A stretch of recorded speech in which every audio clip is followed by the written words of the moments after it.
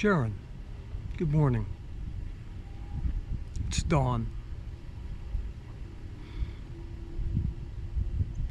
We had talked shortly after my mom passed away, and you had recounted a conversation about supposedly where you had stopped by and seen my mom about 6 months or so prior to that. I asked you if you could write a letter because it's gotten very important, because Sandy entered into an illegal trust, named herself executor, power of attorney, and I've got recorded messages where mom doesn't even know that there's a trust out there.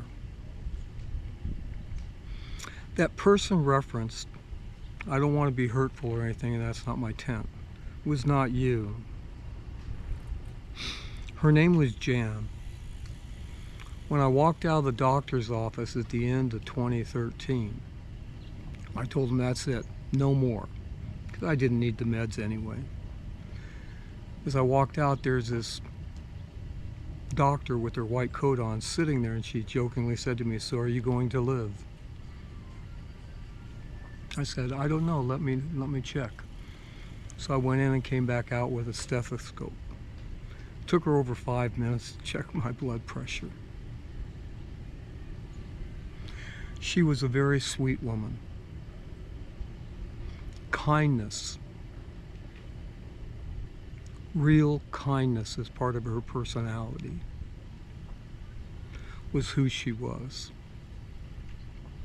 I said goodbye to her though after 2 years, and she understood because we talked about it. She's the only other woman I think that we've gotten real serious about asking. But I told her I couldn't because of my daughters. I never ever want my daughters to think that I kicked them to the curb for someone else. I've loved my daughters from the moment they came into my life, and even today. I so disagree with some of their behavior. That doesn't mean I don't love them. But as to you, I treated you with grace and kindness also. All the concerts we went to, the experiences that you had that you've never had before, but most importantly, a man treating you like a woman and a lady.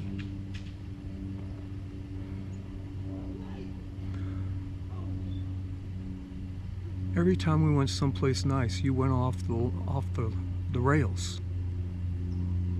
Las Vegas, how you lost it, where the senior vice president of the Venetian Hotel Group and me and him got to be good buds that evening, and everything was comped to me. To 2 times at the Colorado River with my friend Mike, where we actually had to call your dad so that you wouldn't have handcuffs put on you. And it was you that called the police. To the cruise ship where I got balcony places for all of us. And then you stole my cameras and the film.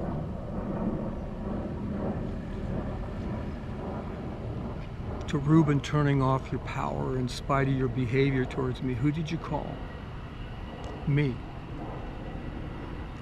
When your dad was in the hospital and so upside down that you didn't know who to call. Who did you call? Me.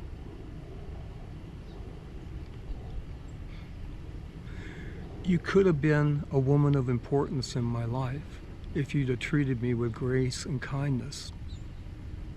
But a twig would snap. But most importantly, I found you to have a selfish side that was so empty.